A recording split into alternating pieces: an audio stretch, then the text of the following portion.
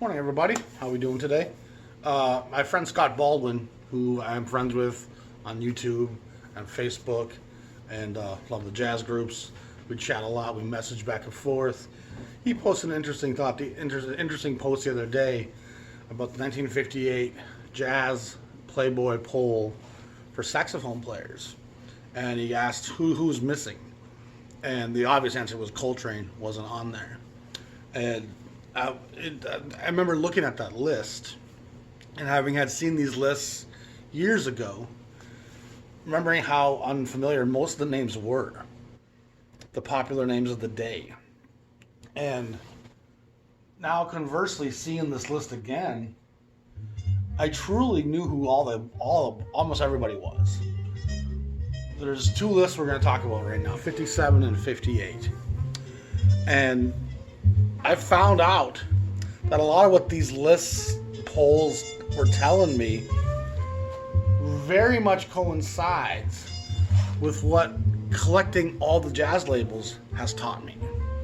And a lot of what I've been trying to share with you guys and trying to teach you guys about the shape of the jazz scene in the 50s and 60s and who was popular and how much race played a factor and how unknown a lot of the jazz stars that we think of today from that era, how unknown they were then. So much of the things I've tried to get across and share from looking at the labels, looking at the rarity of the indie labels, looking at the commonness of the major label stuff, how that changed their exposure and popularity, how many white artists made a great living on this, and how few blacks even survived at it. And I just found so many examples of, that correlates exactly with what the jazz label histories tell me. I'll give you some examples here. We're going to look at the 57 list first. And the great band leaders, Stan Kenton, who had that great West Coast band, who has an entire generation of white kids come on and play jazz. Basie Armstrong, Ellington, Goodman, Brubeck, Shorty Rogers, Woody Herman, Tommy Dorsey, Jerry Mulligan. And so Kenton has 9,000 votes versus the 2,000 Basie and the 1,900 of Armstrong, 1,500 of Ellington, Goodman, Brubeck, Shorty Rogers, Woody Herman. Who are the black guys on that list? Basie, Armstrong, and Duke. The rest of it's white cats. So like 7 of the 10. And that will continue on this list. The Trumpet, 1957. Armstrong gets 8,000 votes, looks like. Chet Baker gets 7,500. Dizzy Gillespie is 7,600. Shorty Rogers, Buddy Hackett, Maynard Ferguson, Roy Aldridge, Miles Davis is 8th. Buck Clayton and Charlie Shavers. Charlie Shavers was almost as popular as Miles Davis in 1957. And there are two of the brothers on the list along with Roy Eldridge, Dizzy Gillespie, and Armstrong. Baker's right there with Armstrong and Dizzy, Shorty Rogers. Those four all had really big numbers. The modern collector today doesn't know much about Shorty Rogers, in spite of him being incredibly popular. Huge West Coast scene. RCA put out a lot of his music, and he was probably one of the best paid jazz musicians of the 50s. And yet today's collector passes over his records all the time. Most of the people on these lists, like I said 10 years ago when I saw these lists, I didn't know who they were. I'm like, where's the Coltranes? Where's the Mobleys? Where's the Lee Morgans? And these guys aren't anywhere near the stratosphere of these people. J.J. Johnson leads the trombone players. Kai Whitting's right behind him. Jack Teagarden, Bob Brookmeyer. J.J. Johnson, again, was on Columbia and had been for a while with Kai. And they were doing really good in sales. And Playboy is a really accurate crossover comparison to the jazz consuming record buying public. Let's not be naive about this. The Playboy subscriber in the 1950s was the middle class, middle-aged white guy. Most people under 25 probably didn't have that subscription. It probably didn't reflect the oldest generation because it was a little risque for those people. But Playboy was much milder. It's always been renowned for its great writing. It wasn't just a smut magazine. It was a gentleman's magazine. But it's a very good revelation as to who's buying jazz, what are they listening to, what's selling, what's commercially viable. We're going to go a little further here with the trombones. Frank Rosalino shows up here. Again, part of those great West Coast crews. Milt Bernhardt, Trummy Young, Turk Murphy, Bill Harris, and Benny Green shows up. Benny Green's kind of a blue note guy, and that's the first blue note guy we've really seen here. On the alto sax, Paul Desmond, Bud Shank, Johnny Hodges. So Verve cats, by far the most popular of the black cats that show up here. The Eldridges, the Johnny Hodges, it's the Dizzy Gillespies. These people that were on Verve in the 50s, they had that distribution to have crossed over into the white marketplace. Alto sax, you got Lee Konitz, Benny Carter, Sonny Stitt, Julian Cannonball Adderley. I thought that was an interesting one. Lenny Niehaus and Herb Geller. And the fact that Cannonball Adderley's on there, he's just coming into Miles' group. And this is the 57 poll.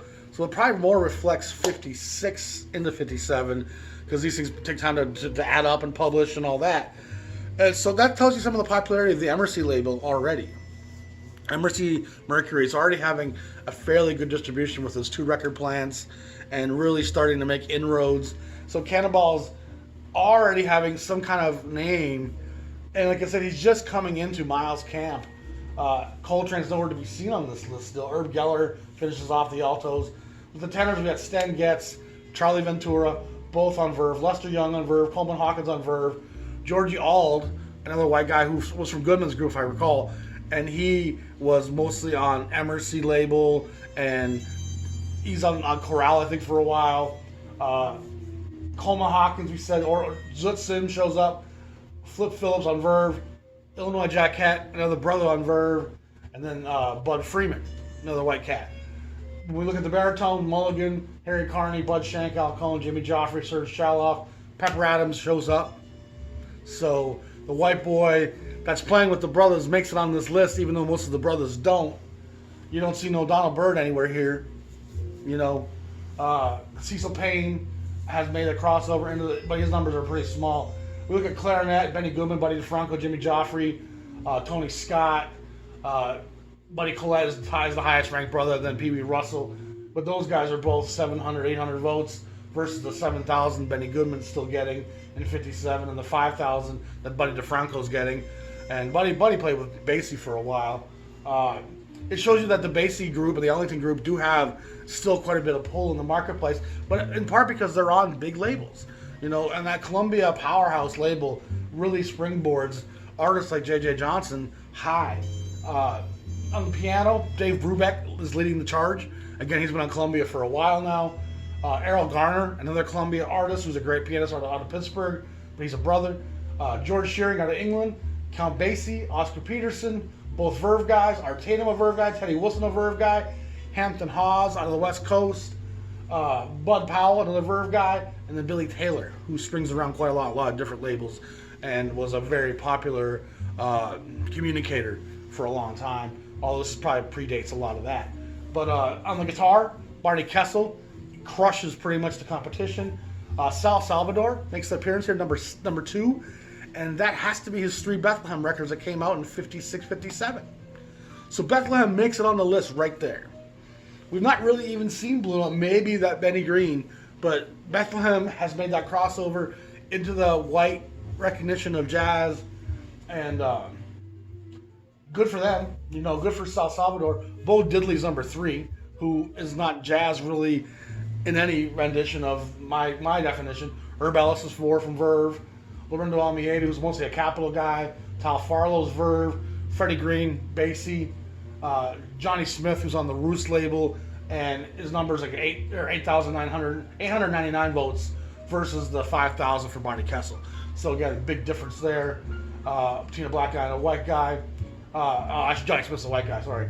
And then it looks like it might be, I don't know if that's George Benson, but I don't think George Benson goes back that far. George Barrow, maybe? It's hard to read that. Then we're going to go on to the bass.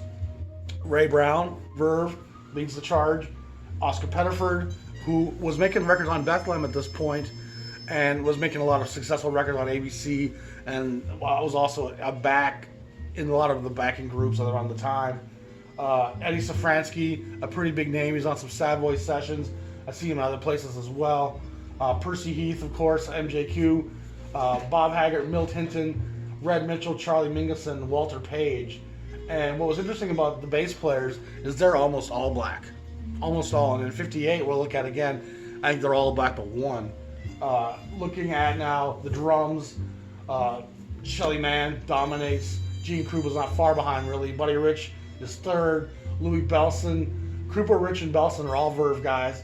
Max Roach is the highest ranking brother on the list, and he's also doing the Mercury thing at this point. So again, we see Mercury's power.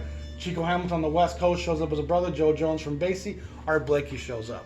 And Blakey's definitely a Blue Note guy. So Blakey seems to have more recognition than the Three Sounds or even Jimmy Smith. They don't even give organ players a list here. After Blakey, we have Nick, can't read that, Nick Fatul, I think it is, and Ray McKinley, who's on Savoy and leads a lot of different groups. The miscellaneous section, we have Lionel Hampton crushing everybody else. Milt Jackson second. Don Elliott, who plays vibes and mellophone. Art Van Dam's an accordion player. Terry Gibbs, Cal Jader. Again, white guys pretty much across the list there. Sidney Bechet squeaks in there along with John Gross on the French horn and Irby Mann. But it looks like Sidney Bechet is probably the only brother on that list with Milt Jackson. And Lionel Hampton, of course. Male vocalist Sinatra crushes everybody. Then Nat Cole, Sammy Davis, Armstrong, Mel Torme, Perry Como, Joe Williams, Mel, what did I see? Bing Crosby, Bobby Troop. Chet Baker makes it as a singer here. And then the females, we got Ella, June, Chris Connor, Sarah Vaughan, Peggy Lee, Lee Wiley, Carmen McRae, Jerry Southern, and Anita O'Day. And then last of all, we have the instrumental combos. And Dave Brubeck crushes. MJQ comes in second. Mulligan's third. JJ Johnson, Kai Winding. So again, it's dominated by white cats. And we're going to switch now to 58. And it's interesting to see. A lot of it's going to be the same. In 58, they got a lot more votes. Probably 3 times as many votes in 58 as they did in the 57 poll. And so again, we're going to look at what labels are we seeing show up. You don't really see prestige artists. You don't really see Riverside artists. You don't really see much Blue Note. There's not really much Savoy. There's not really hardly any. There's 2 Bethlehem. I think in the last one, or is it this one? In the last one, in the group's Australian Jazz Quartet showed up. After Brubeck and there was no 3 Sounds, but the Australian Jazz Quartet showed up on Bethlehem. They have like 5 records on Bethlehem. They're great little boogie, R&B, jazz. Like, it's good cocktail, up-tempo jazz. It's not schlocky. It's good. I was surprised to see them there, though. And that's probably why Bethlehem did as much with them as they did. But here we are in 58 now. It's with the leaders that still stand Kenton by a mile. Ellington Basie, Goodman, Ted Heath makes the list now. Dizzy Gillespie's big band, Pete Rugolo, Shorty Rogers. Again, a lot of these names aren't part of the collector's mindset today. On the trumpet, Baker, Armstrong, Dizzy, Shorty. Miles has moved up to 4th, but his 8,500 votes aren't half of what Chet Baker's getting. So this idea that Miles was the center of the jazz universe in these times, it's not correct. He was an important part, and his star was rising. And of course, Kind of Blue comes out the next year, Sketches of Spain, and he starts getting more and more into the prominent role. But this is still very much a white-driven music, even in Miles' highlighted of his career. And of course, they're competing now with rock and roll, Elvis Presley, Gene Vincent, Chuck Berry. R&B is getting more popular, so jazz is very much diminishing. And the young audience for jazz isn't there. And that's what we kind of also see here, is that the audience that Playboy might not even represent, the 16 to 25-year-olds who don't have subscriptions, those people really weren't listening to jazz anymore. And so the audience that would have been looking out for Lee Morgan and looking out for Hank Mobley and trying to find some really hard swinging black jazz music, they were listening to R&B and they were listening to rock and roll, and jazz had lost that young crowd. And so what you have here, the jazz buying audience, again, Playboy I think is a very accurate description of the demographic of who's buying jazz records. And the labels all validate all this. Columbia's records are pretty easy to come by still to this day because they were distributed so well.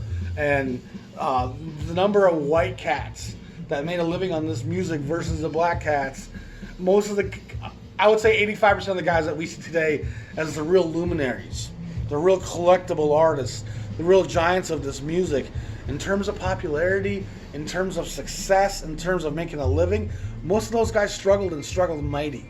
We'll look at alto sax here. Paul Desmond still leads by a mile. Bud Shank, Johnny Hodges is third. But Desmond has 13,000 votes, and Johnny Hodges is down to 5,500. So almost a third less. Art Peppers, Let's Sim, Sonny Stitt, Cannonball. On the tenor, Stan Getz by a mile with 13,000 votes. Number 2 is Coleman Hawkins with 4,000 votes. Charlie Ventura, white guy, Lester Young, Georgie Aldigan, Zut Sims, Jimmy Joffrey, and Bob Cooper.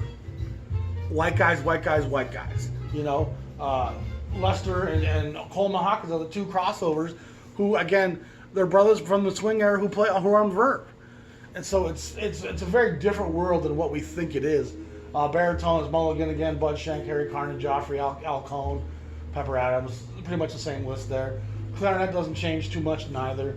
Piano, Garner has taken over from Brubeck, Shearing, Andre Previn, Peterson, Ellington, Basie, and Horace Silver makes it on. At the very end of that piano list, he's at 707 versus the 6,000 votes Errol Garner got. And Errol Garner's Columbia exposure is leading to those 6,000 votes, and Horace Silver's minute Blue Note imprint is why he's got the 767 votes. And those 767 votes, those were probably the real jazz heads who really were digging deep in 1957, 58 versus the mass-produced people who are just buying records at the store. Oh, Shorty Rogers, let's bring this home, it'll be fun. The kids will love it. Kids will love it. You know, the Stan Kenton Orchestra. The kids will love it. And so it's really clear to me, even on these lists. And again, 10 years ago, when I would look at these lists, I'd be surprised how many names I didn't know, thinking I knew something about jazz. Where are all the jazz greats? None of them are on here. Very few. No Coltrane to be found. No Sonny Rollins to be found. Guitar, Barney Kessel still by a mile. Bethlehem's already on the down low, so Sal Salvador's gone now. Eddie Condon's number 2, a throwback. Johnny Smith is number 3. Les Paul, number 4. Linda Almeida, Herb Ellis, Tal Farlow, and George Van Epps, not a brother on that list. On the bass, Ray Brown, Oscar Pettiford, Leroy Vinegar, Eddie Safransky, Percy Heath, Norman Bates, Arvell Shaw, and Milt Hinton. And Norman Bates played with the Dorsey brothers. He's a white cat. Everybody else on that list is a brother. Eddie Safransky might be white. I'm not positive on that. But on the drums, Shelly Mann, Krupa, Chico, Max, Buddy, Joe Jones. Blakey's only got 900 votes compared to the 7,000 Shelly Mann got. And Shelly Mann has some bigger label side work, but his leader stuff is pretty much on contemporary. You know, which even shows you the power of contemporary and Pacific being white West Coast labels versus the struggle that these small black labels had making any inroads into the jazz consumer's world. And in posterity, we've come to glamorize and worship these black innovators and these black leaders because not only were they equal players to the white guys, but they played differently. They played more from the blues, less off of virtuosity, and they had more for their soul to say. And that's what we're hearing. We're connecting with the powerful message and release that these brothers are expressing. Again, with the instrumental combos, it's Brubeck, MJQ, Armstrong All-Stars, George Shearing Quintet, Errol Garner, Chico Hamilton, Jerry Mulligan, and Shelly Mann.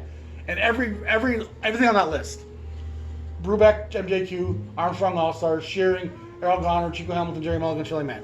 Every one of those groups, you can find their records still today very affordably. And a lot of it's great, but today's collector doesn't really know the landscape, doesn't understand how many great artists were out there that it kind of have become forgotten. We've elevated a lot of black obscure artists into a sort of fame today, but we've also obfuscated a lot of great white artists that were really great players, but they do lack some of that social condition. Some of that struggle and pain just isn't there the same And I think that's why we don't connect with it the same way. That's just how it goes, you know. Miscellaneous instruments, it's kind of the same deal. So you see very little. I don't think there's an Argo artist represented, maybe Sonny Stitt, but Sonny Stitt wasn't really an Argo guy. He was there a couple times, left, came back. He's more prominent on Argo in the 60s. But for the most part, the three big Blue Note, New York labels, Blue Note, Riverside, Prestige, aren't really represented. You really don't see them on these lists. Savoy, pretty much not present. Bethlehem, being a white label, you do see 2 or 3 of those artists. You know, which I was intrigued by that. It was nice to see that. Even though, again, it's very much a white label, it was still great to see that Bethlehem had some success there for a while. Impulse doesn't exist yet. ABC is still very much finding their way. It's interesting how a lot of the greats like Kenny Dorham and Lee Morgan, there's not even a whisper of these guys. You know, Emercy, we can see the power that Mercury already has. By 57, 58, they're already getting that message of Sarah Vaughan and Dinah Washington and even Clifford Brown out there. But even Clifford Brown's not on these lists. And so they are reflecting popularity in a lot of ways. But it's not to say that a list of talent would look dramatically different. You know, what would look different today is a list of today's collectors' most popular players. And so much of that is driven by the vinyl community, the collectors, the price of the rare black records. That's elevated a lot of these people in the minds of today's collectors. Oh, it costs $300. It must be important and great. And that's not necessarily the case. And often those $300 records do have an importance. But they're not necessarily any more important than a great Jerry Mulligan session. Just one costs $6 and one costs $300. And so in our mindset, we have to think that, well, this must be a good watch and this is a bad watch. And that's not the case. It's distribution. It's the size of the white consuming audience. It's how little whites really wanted to cross over and buy black music or hire black bands. It was just revelation after revelation looking at it. You know, and if you're on those even smaller labels than the one we're talking about, you really didn't have any inroads on these kind of a chart. But you see contemporary artists, you see Pacific Records artists, you see some of the fantasy artists, but you see a lot of the Columbia, RCA, Capitol artists. That's what you really see dominating. And those are mostly white artists. And the Armstrong, Ellington, Basie world, those universes have crossed over. They were accepted by whites a generation before. And so when these white kids in the 30s became grown-ups in the 50s, they were still comfortable buying Armstrong, Basie, and Ellington. But that music of that young Lee Morgan, that's a different story. He's looking kind of N-wordish, you know. He's a little angry looking on his cover there. What's going on with that? You know? And it just illustrates the race, the dynamics, and again, a lot of this is stuff I kind of learned collecting all the jazz labels the last 10, 15 years. As I started filling it in, I'm just like, wow, there's so many artists that these records obviously sold well. You can find a lot of Georgie Auld records. And as many Georgie Auld records and as many people gave him a record contract, it obviously means this guy has a pedigree. And I guess I think he was with Goodman, if I recall. But we don't remember or recognize Georgie Auld today at all. And he's a very talented player. And he sold a lot of records. You can find his records for next to nothing. You know, they're good. You know, and here you see Georgie Auld on the list both times. No Coltrane to be seen. No Sonny Rollins to be seen. No Thelonious Monk to be seen. Parker, of course, has passed. Dizzy's made a big inroad. Everybody recognizes his virtuosity. And again, being on Verve with Norman Granz, he's getting a lot of exposure. And Verve is the one real exception. I would say 90% of the black artists on these charts, on these polls, are Verve artists with big distribution who come from the swing era or the end of the swing era and are being accepted by the white Americans. But all that crazy new hard bop and postmodern and the beginnings of the avant-garde with guys like Mingus, guys like Monk, it's just not on the radar. But Jimmy Joffrey is. See what I'm saying? So I think it's a very interesting little bit of insight into the great era of jazz. And as great as it was, just how dominated it truly was by white Americans, and how much of the money those guys brought in, and how hard it was for the black great jazz players of infamy to get work, to make a paycheck. Not easy. Next, we're going to talk about the new tone poet, Tina Brooks. And as we've discussed, Tina Brooks really only had one record during his career, the True Blue Session, which is fantastic. But he recorded 3 other sessions for Blue Note. And it took Back to the Tracks a little while for it to be released after I think he passed. They gave it a number and everything, but it didn't come out right away. I have a nice classic records version of that. And then Tone Poet has put out his 2 other releases. Minor Move, I think is one of the first one was. And of course this one, Waiting Game. And this has never been issued on vinyl before. It was only issued on CD, I believe, in the 90s. Interesting lineup with the great Johnny Coles on the trumpet, who's a great fiery trumpet player. Not a lot of recognition today. He does have one record as a Blue Note leader, Johnny C. That's a fine session. Kenny Drew's playing the piano on this, and Drew's a fantastic player. He knows how to be minimalist and comp and give you nice groove and R&B, but he also has some very intricate coloring and shading, and he's just a really wonderful player. I was listening to one of his early records today on Riverside, yesterday. I mean, it's a great session. Philly Joe's on the drums, giving it that light, springy feel. But Wilbur Ware actually is a bit of a revelation on here. You see him from time to time on Blue Note, but not a lot. But he's actually fantastic, and he does some finger flurries, some double time and triple time at times where I'm just like, wow, that's some very delicate playing he's doing, and he finds himself in a setting where he can be really expressive. So another wonderful, beautiful tone poet, and they're really presented wonderfully. And it really illuminates another story that I want to share with you guys. I'm not going to go on forever about it, but Blue Note, it's astounding. And there's no compare for this. How dedicated they were to their cause, and just how many really incredible sessions were shelved. And they're almost all good enough to become part of the jazz canon upon their issuing. And so today Blue Note's canon is having pieces added to it. And of course, like I said, this was on CD before, so technically it's already been out there. But these vinyl reissues that Tone Poet's doing, of Donald Byrd chant, of this kind of stuff with Tina, the Hank Mobley pop, and these were sessions that were never officially issued by Blue Note, as Blue Note was Blue Note, but they were recorded then. And it's amazing the amount of stuff that sits in that Blue Note vault that didn't get issued until the Japanese got to them in the 80s or 90s, and some of it did come out in America here and there, but it's now being treated properly with the right covers. You know, they're using Frank Wolf photography, I think, again, for the most part. I'm pretty sure that's Frank Wolf. Yep. And having the Frank Wolf photography and the lovely one color toned artwork with the simple, not sans serif fonts.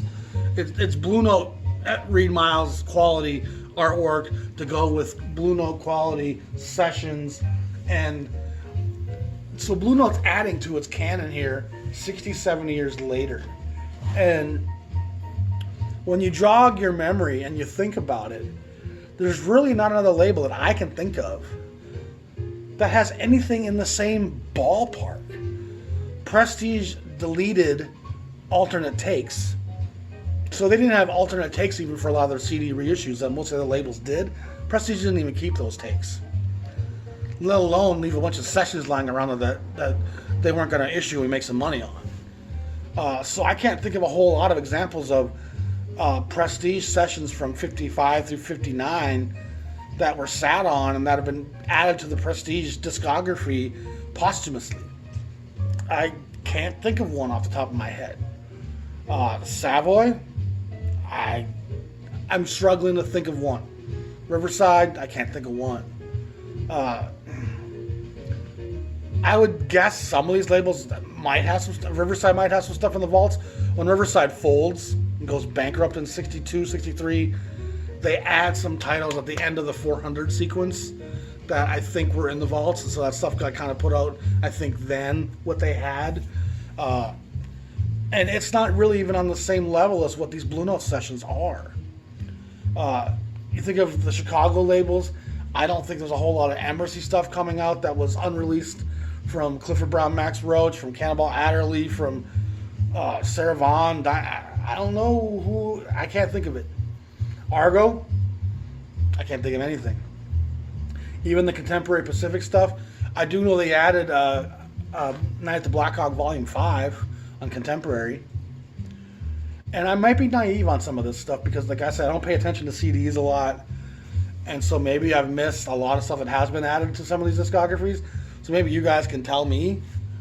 But I certainly don't see anything on the scale of what Blue Note is doing. And for most of these other labels, it's just about reissuing the canon. The hard-to-find titles, the in-demand titles from Prestige, from the Chick Corea record that Tone Poet did. It's just not the same as this Blue Note vault of hard-to-find material that even for the 60s or 70s issuings, even those are hard to find and rare. The Grant Green missing sessions, the Sonny Clark missing sessions, there's a lot to come yet. Dexter Gordon, there's a lot of sessions that Blue Note Tone Poet can still kick back and say, okay, this needs to be issued properly. There's Quebec stuff that needs to be issued properly with proper album covers. The Easy Living needs a better album cover. I think Congo Lament might be another one. There's just a lot of stuff from the Blue Note vaults that Tone Poet will be able to release for the next 10 years. And it will all feel like it's part of the Blue Note canon. And that's really unprecedented. And again, I could be wrong. maybe every label has it and just doesn't have the exposure. But I do spend a lot of time browsing jazz record stores online and in real life. And most of that stuff seems to just be reissued of what was already out. From the classic canon. Again, Prestige stays around a long time, so they had a lot more time to put out stuff. But Prestige was reissuing its own stuff that was already out, let alone issuing unreleased stuff. So I don't think Prestige has that vault of stuff that can be accessed. Again, they were erasing stuff and reusing tape all the time. Bethlehem, I don't think there's a vault of Bethlehem unissued stuff. I think whatever Bethlehem had left over when they sold themselves to King probably used whatever they wanted and scrapped the rest. It's interesting to look at. And it says something about the dynamic of Blue Note.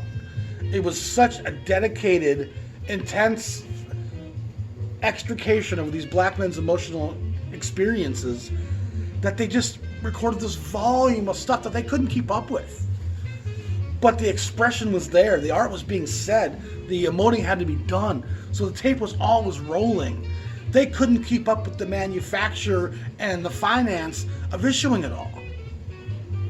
But if I get the feeling if one of these cats came to Alfred Lyon and said, oh, me, Hank, and Tina want to record a record today, we got some things that we're going to show you, and Alfred said, great, yeah, let's make it swing, let's do this. Yeah. You know what I mean? I just don't think he was ever like, oh, we can't afford that. We don't got the time. I gotta go be. It doesn't seem like he had any other priority in his life aside from capturing the power of art when it's under pressure. How these simple carbon forms, when pressed hard enough, can create diamonds. Boy, oh boy. Ain't that a special little metaphor? When you compress this carbon form hard enough, I will make you a diamond. Boy, that's what the Blue Note Library is. It's an unrelenting volume of the black experience in America in the 50s and 60s, led by two little Jewish soldiers of the Revolution. And the fact that all these sessions were shelved and put aside and we didn't have time or money to get to them, it's a real testament to just how dedicated and how hardworking they were and how unrelenting they were. And so that's an astounding thing in and of itself. But again, they're great sounding records. They're beautifully packaged. I think Johnny Coles is a great pairing with Tina. Tina's got a fairly bright, brittle, aggressive sound, and Johnny Coles has that same bright tension. I'm going to flip it and show you the opening of side 2. Again, listen for Will Ware on this record. He does some things I was just like, wow, he's a better bass player than I remembered. You know, and they're all great players, but listen to the brightness. There's a nice little attack on that. You know, it almost has a bit of the sharpness of a Jackie McLean sound. You know, that kind of little angular edge on it that gives it some intensity, a little hint of desperation, a little bit of, boy, we need to find some refuge soon. So again, Tone Poet, always worth the $25 that Amazon charges you for them. They're probably $32 in a store. And support your local record stores if you have the time and the location to do so, for sure. But I don't have that luxury right now. But Tone Poet, you gotta really tip your hat to them, and they're making great music, affordably packaged, wonderfully. That's really worthwhile stuff. And there's a lot of sessions that come out that are scraps. You know, even that Lost Coltrane record a few years ago that was given in the Impulse, the Lost album, it doesn't have the contextual continuity to me. I only listened to it like 2 or 3 times, but it doesn't feel more than a couple alternate takes. It feels like that. Most of these Blue Note sessions feel very part of that's probably because you have the same John Coltrane quartet so long that you've heard these guys do so many things, whereas these Blue Note sessions are all unique lineups, and you don't get too many Blue Notes that have the same core lineup always. Like, there's a real, we're gonna mix it up all the time, get different ideologies and emotional context out of you guys. So Blue Note and Tone Poet is a wonderful mixture today that's doing great things, and there's a ton of material yet to come, you know. And I'm looking forward to getting some of the titles I haven't collected because they weren't part of the official canon, and they were issued really cheaply with really bad album covers. All those white covers with the white border with the photo, they're just bad CTI album covers. Awful, you know. CTI's covers are gorgeous, but those Blue Note album covers with the white borders from the 80s, every one of them is just like, I don't even want to buy this record because the cover's so bad. A bad cover really can tinge a jazz record for me. A jazz record needs to have a certain vibe, atmosphere, even on its cover. Again, that's just me. A lot of people are fine with buying those 80s reissues, and good for them. But so interesting stuff. Tone Poet's very noteworthy and worthy having. And again, those Playboy charts, those Playboy polls, illuminate a lot of what I've been telling everybody about the jazz labels and the scope of who was important and who was valuable. And I've said numerous times that in 55, no one would have said Miles Davis is going to be the biggest name in jazz 60 years from now. Nobody would have said that in 55. In 60, maybe, but I still don't think he would have been. In 55, there's no way, you know. And so the elevated status that he's achieved is very artificial and manufactured by the power of the Columbia marketing department and the fact that the label he was on most of his career is still around and still promoting his stuff and still issuing box sets and live material. And that's what you get from a lot of the labels that are issuing stuff from the vaults. It might be some live stuff. There's still live Miles Davis stuff coming out. There's still live Coltrane stuff coming out. The Monk record that just came out from Palo Alto. They'll find live stuff and add that. But actual studio canon sessions that are worthy of being part of that label's canon, Blue Note seems to be a bit of alone on that. Once again, Blue Note seems to stand above the crowd And I think it's a testament to the power of its art and the integrity that it's delivered with at all times. I finally got those Savoy records I was waiting to get so I can show you the Savoy 100. I'm still trying to think of how I'm going to present it exactly. I think I'm going to do it like I did with the photos in the Count Basie episode. If you didn't watch the Basie episode, you should. There's a lot of great modern players from the 50s and 60s. I'm going to show you their catalogs and help you recognize that these were people offspring from the Basie tree. Powerful stuff. We'll get you some more Jean-Michel coming soon as well. Y'all be safe. Stay tuned.